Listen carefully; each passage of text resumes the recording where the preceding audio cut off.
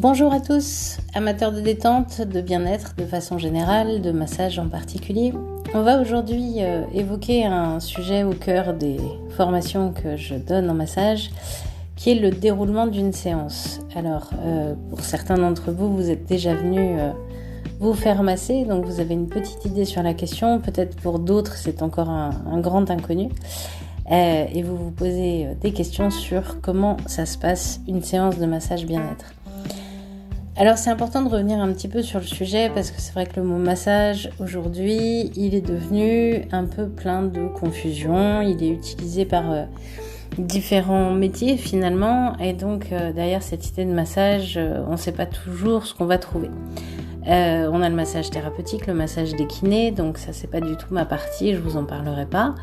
On a le massage des esthéticiennes qui normalement, légalement s'appelle modelage, mais de plus en plus s'appelle massage. Et puis on a le massage bien-être. Et finalement le massage bien-être, comme on est dans un métier qui n'a pas un encadrement légal très défini, on peut parler de massage bien-être à la fois pour une séance de massage à l'huile, à la fois pour une séance de massage habillé qu'on pourrait pratiquer avec des techniques au sol comme le shiatsu, comme la relaxation coréenne, comme le massage thaï, aussi habillé avec le massage assis, sur des techniques du coup plus courtes et qu'on pratique en général sur chaise ergo, sur du massage à l'huile, et au sein du massage à l'huile, on a un nombre incroyable de techniques qu'on ne va pas décrire ici, mais qui peuvent correspondre aussi à différentes séances.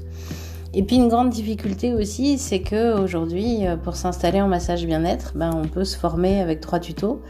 On peut se former en une après-midi de formation ou on peut faire 500 heures de formation dans une école. Donc voilà, derrière tout ça, ce mot massage bien-être, qu'est-ce qui se passe pendant une séance? Et surtout, en tant que client, qu'est-ce que vous pouvez en attendre? Alors voilà, on va en parler un petit peu ici. Et surtout, moi, je vais vous parler des séances telles que moi, je les conçois.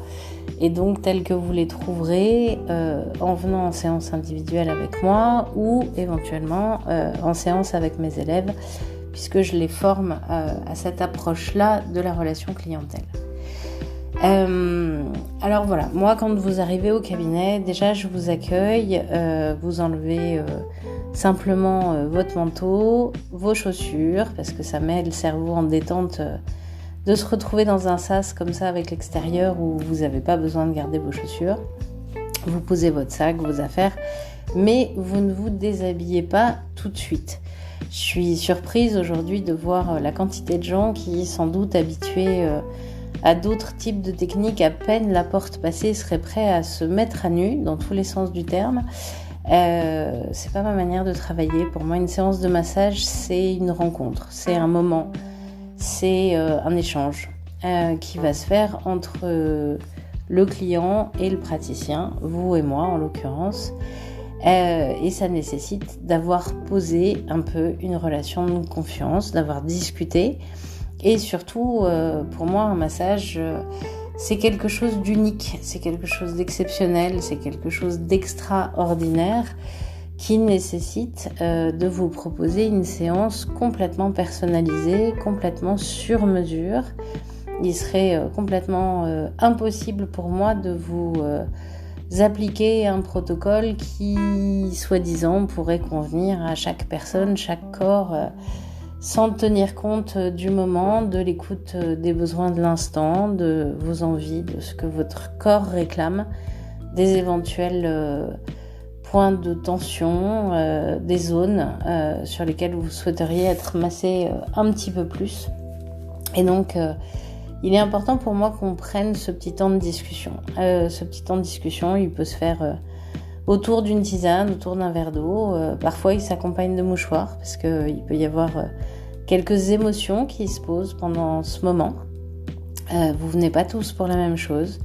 Certains d'entre vous viennent se faire masser pour être détendus, d'autres pour accompagner un cheminement intérieur qui peut se faire également avec un travail en psy, un travail en énergétique, etc. Certains se font masser pour se réconcilier avec leur corps. Ça peut être le cas après une grossesse, ça peut être le cas après éventuellement une opération ou une maladie plus ou moins grave. Parfois, on se fait masser pour réparer une blessure post-traumatique.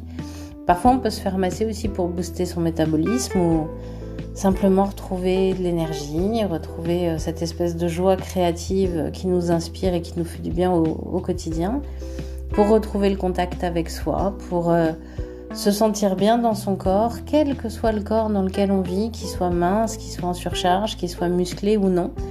Voilà, on a 1001 raisons de venir se faire masser et ces 1001 raisons ne peuvent pas être satisfaites avec l'application d'un seul et unique même protocole de massage qui conviendrait à tous.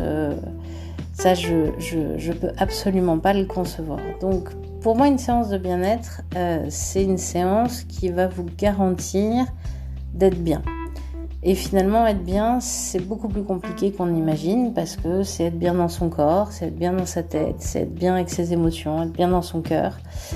Et ça passe pour moi par une séance sur mesure. Alors cette séance sur mesure, soit vous venez avec une idée précise de ce qui va vous faire du bien. Et moi sur mon site, et c'est le cas sur le site d'un certain nombre de praticiens, je présente les techniques avec lesquelles je travaille. Et vous pouvez venir en sachant très exactement quel type de technique vous voulez recevoir. Et mon agenda vous permet, sur l'agenda en ligne, dès la prise de rendez-vous, d'indiquer la technique qui sera celle de votre choix pour la séance. Mais souvent, vous venez et on discute. Et on définit ensemble les besoins, les envies, les attentes, ce dont votre corps, votre mental ont besoin. Et on formule ensemble une proposition de séance. Moi, je connais les techniques avec lesquelles je travaille et je sais vers quoi elles peuvent vous amener. Vous savez dans quel état vous avez envie d'être en sortant de la séance.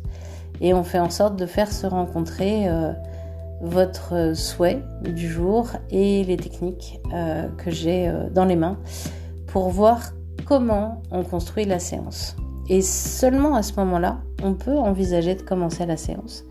Une fois que vous avez validé la proposition, la reformulation que moi j'ai faite de votre demande et la proposition de technique qui me paraît répondre à cette demande.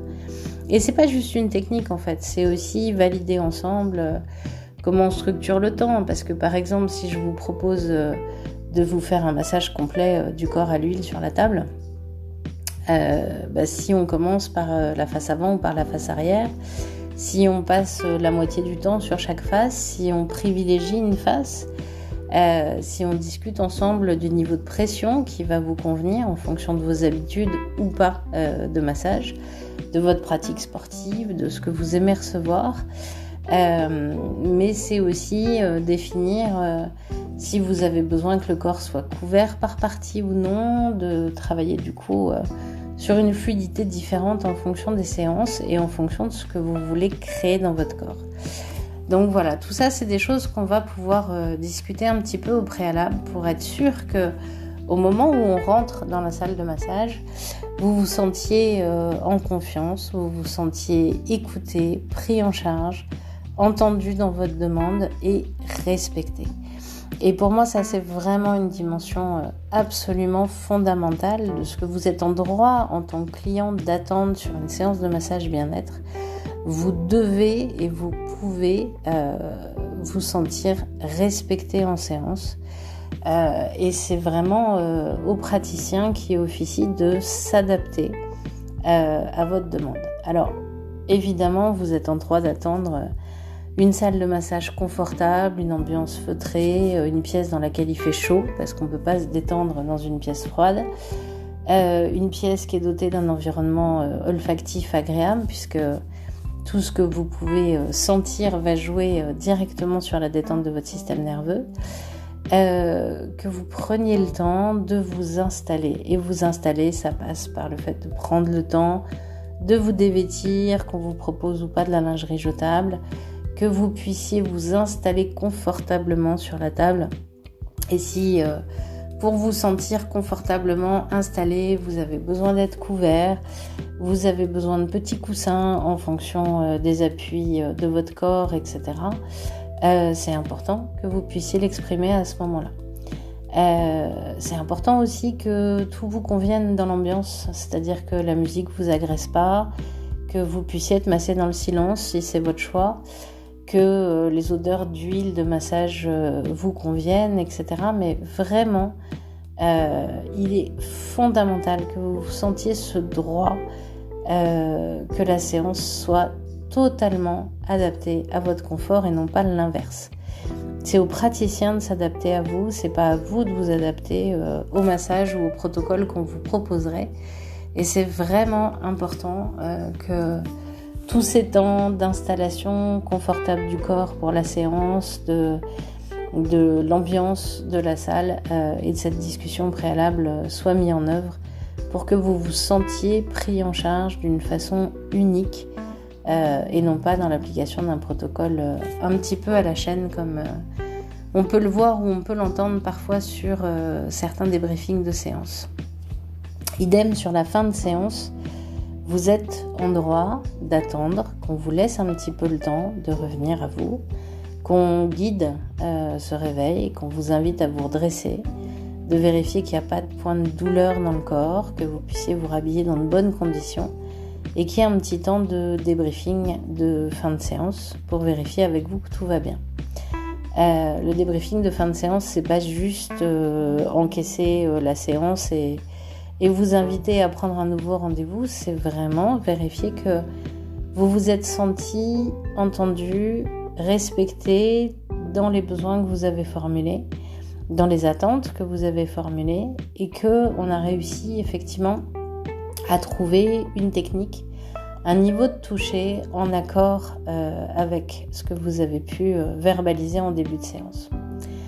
Voilà, en tout cas, j'espère que cette parole partagée vous apporte quelques éléments de ce qu'on peut attendre, ce qu'on doit attendre d'une séance de massage bien-être, et ce, quelle que soit la technique finalement qui vous sera proposée.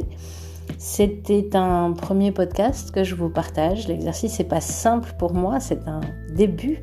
Donc je compte sur vous pour m'aiguiller sur vos attentes, sur les thèmes qui vous intéressent, à la fois des thèmes de séance et des thèmes qui portent sur la formation, sur le métier. Voilà, je suis totalement à votre écoute par rapport à ça.